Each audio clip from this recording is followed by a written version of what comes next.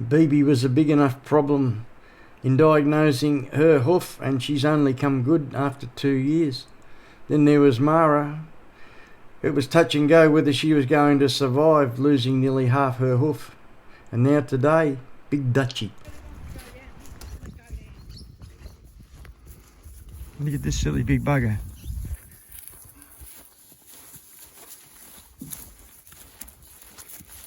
You'll be alright, but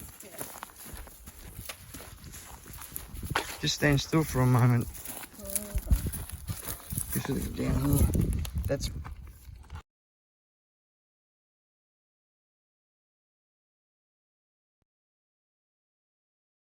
not good.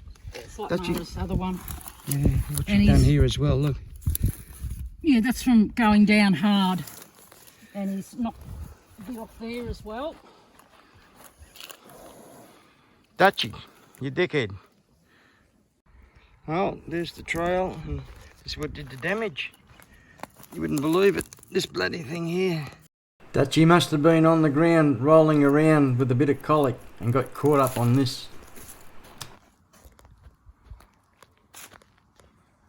Not only that, the big bugger ended up with a dose of colic as well. He'll be back, Finn. Finn! Can't hear him anymore. Finley! Wait! He'll be back. He'll be back. Separation anxiety already. What's the matter, Flynn? Poor old Flynn. Well, poor young Flynn. That should be back Someone's soon, not boy. happy. His mate's going. Where's he going?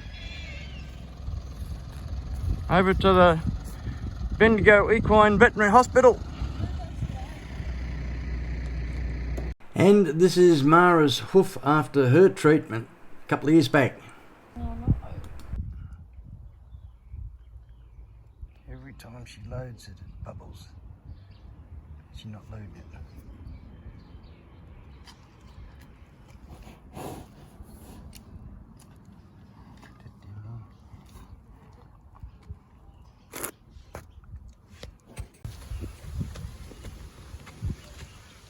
And this was BB when she was having her problems.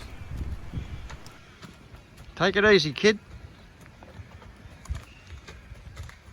And of course we've had Misty with her hoof abscesses. Thanks to Wendy that she's been taken to the Bendigo Equine Hospital and is spending the night there, where he will be examined in the morning before treatment. So, more to come.